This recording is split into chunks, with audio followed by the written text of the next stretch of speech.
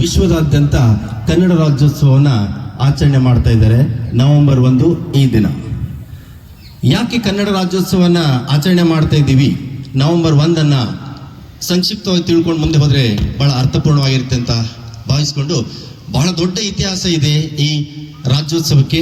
ಸಂಕ್ಷಿಪ್ತವಾಗಿ ಹೇಳುವ ಪ್ರಯತ್ನ ಮಾಡ್ತಾ ಇದ್ದೀವಿ. ಜಯ ಹೇ ಕರ್ನಾಟಕ ಮಾತೆ, ಜಯ ಸುಂದರ ನದಿ ವನಗಳ ನಾಡಿ, ಜಯ ಹೇ ರಸ ಋಷಿಗಳ ಬೀಡಿ, ಜಯ ಭಾರತ ಜನನಿಯ ತನುಜಾತೆ, ಜಯ ಹೇ ಕರ್ನಾಟಕ ಮಾತೆ. ಭಾರತದಲ್ಲಿ ಮರೆಯಲಾಗದ ಸಾಮ್ರಾಜ್ಯವೆಂದರೆ ಅದು ವಿಜಯನಗರ ಸಾಮ್ರಾಜ್ಯ. ಸಮೃದ್ಧವಾದ ಸಾಮ್ರಾಜ್ಯವಾಗಿತ್ತು. ತೆರೆದ ಮಾರುಕಟ್ಟೆಯಲ್ಲಿ ಮುತ್ತು ರತ್ನ ಮಾರಾಟ ಮಾಡುತ್ತಿದ್ದ ಒಂದೇ ಒಂದು ಸಾಮ್ರಾಜ್ಯವದು. ಕೃಷ್ಣದೇವರಾಯನ ಆಸ್ಥಾನದಲ್ಲಿ ಪ್ರಖ್ಯಾತ ಪಂಡಿತರಿದ್ದರು. ಶ್ರೀ ಕಾಳಿಕಾಂಬೆಯಿಂದ ವಿಕಟ ಕವಿ ವರ ಪಡೆದ ತೆನಾಲಿರಾಮ ಹೊಟ್ಟೆಪಾಡಿಗೆ ತನ್ನ ಕುಟುಂಬ ಸಮೇತ ವಿಜಯನಗರ ಸಾಮ್ರಾಜ್ಯದಲ್ಲಿ ಹೇಗೆ ಸ್ಥಾನ ಪಡೆದನೆಂದು ಈ ನಾಟಕದ ಮೂಲಕ ನೋಡೋಣ ಬನ್ನಿ. ಸ್ವಸ್ಥ ಶ್ರೀಮಾನ್ ರಾಜಾಧಿರಾಜ ರಾಜ ಪರಮೇಶ್ವರ, ಪೂರ್ವ ಪಶ್ಚಿಮ ದಕ್ಷಿಣ ಸಮುದ್ರ ಅಧಿಪತಿ, ಗಂಡ ಬೇರುಂಡ ಶಿವೀರ ಪ್ರತಾಪ, ಅಖಂಡ ಕರ್ನಾಟಕ ಸಿಂಹಾಸನಾಧೀಶ್ವರ ಶ್ರೀ ಶ್ರೀ ಕೃಷ್ಣದೇವರಾಯರಿಗೆ ನಮೋ ನಮಃ. ಶ್ರೀ ಕೃಷ್ಣದೇವರಾಯ ಮಹಾರಾಜರಿಗೆ ಬಹುಪರ ಬಹುಪರ. ಶ್ರೀ ಕೃಷ್ಣದೇವರಾಯ ಮಹಾರಾಜರಿಗೆ ಬಹುಪರ ಬಹುಪರ.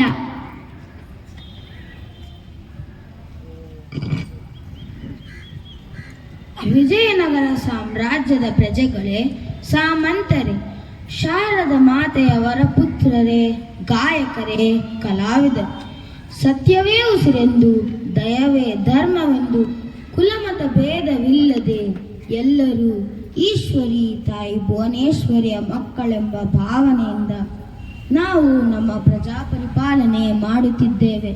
ಪಕ್ಕದ ರಾಜ್ಯಗಳಿಂದ ನಮ್ಮ ಶಾಂತಿಗೆ ಭಂಗವಾಗುತ್ತಿದೆ. ಶಾಂತಿ ನಮ್ಮ ದೌರ್ಬಲ್ಯವೆಂದು ತಿಳಿಯಲು ನಾವೆಂದೂ ಅವಕಾಶ ಕೊಡೆ.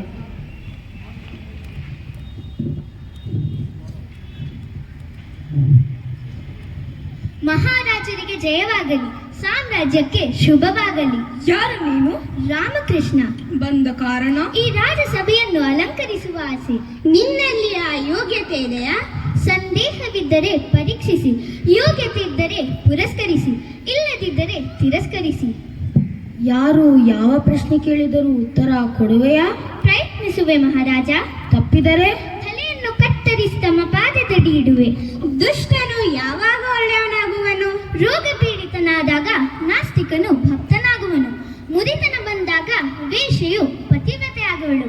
ಅಶಕ್ತನಾದಾಗ ದುಷ್ಟನು ಒಳ್ಳೆಯವನಾಗುವನು. ಆಕಾಶದಲ್ಲಿರುವ ನಕ್ಷತ್ರಗಳು ಎಷ್ಟು? ಸಮುದ್ರದಲ್ಲಿರುವ ಮೀನುಗಳಷ್ಟು. ಹೇಗೆ ಹೇಳುವೆ? ಎರಡನ್ನು ಎಣಿಸಿ ನೋಡಿ, ನಿಮಗೆ ತಿಳಿಯುತ್ತದೆ. ಗುರುಗಳೇ, ನನ್ನ ಈ ಪ್ರಶ್ನೆಗೆ ಅವನು ಉತ್ತರಿಸಲಾರ. ರಾಮಕೃಷ್ಣ, ನಮ್ಮೂರಿನಲ್ಲಿರುವ ಪ್ರಜೆಗಳ ಸಂಖ್ಯೆ ಎಷ್ಟು?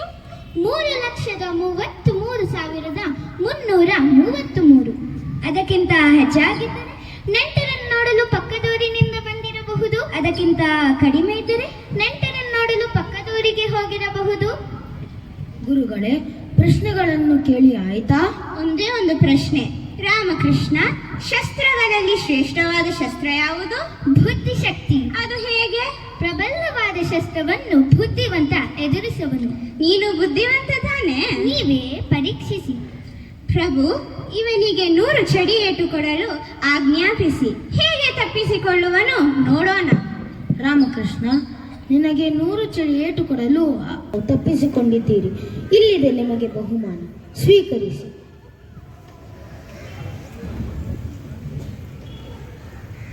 ಹೇಗೆ ತಪ್ಪಿಸಿಕೊಳ್ಳುವೆಯೋ ನೋಡುವ. ರಾಜ್ಯಕ್ಕೆ ಬರಬಹುದಾದ ಅಪಾಯಗಳನ್ನು ತಪ್ಪಿಸುತ್ತಾ ನೀವು ನಮ್ಮ ಸ್ಥಾನದಲ್ಲಿ ಇರಿ. ಆತ್ಮೀಯರೇ, ಹೀಗೆ ಬಲು ಕಠಿಣವಾದ ಮಾರ್ಗದ ಮೂಲಕ ತೆನಾಲಿರಾಮನು ವಿಜಯನಗರದ ಆಸ್ಥಾನದಲ್ಲಿ ಸ್ಥಾನ ಪಡೆದು ಸಾಮ್ರಾಜ್ಯಕ್ಕೆ ಆಪತ್ತು ಬಂದಾಗಲೆಲ್ಲ ತನ್ನ ಚತುರತೆಯಿಂದ ಪಾರು ಮಾಡಿ ಜಗತ್ ಪ್ರಸಿದ್ಧರಾದರು.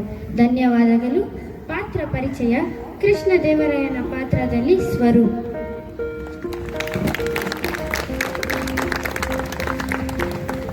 ತೆನಾಲಿ ರಾಮನಾಗಿ ದೀಪ್ತ. ಗುರು ತಾತಾಚಾರ್ಯರಾಗಿ ರಯಾನ ಬೆತ್ಸಿ. ಶಿಷ್ಯನ ಪಾತ್ರದಲ್ಲಿ ಮೇಷಜ. ಮಂತ್ರಿಯಾಗಿ ಅನೈಷಾ.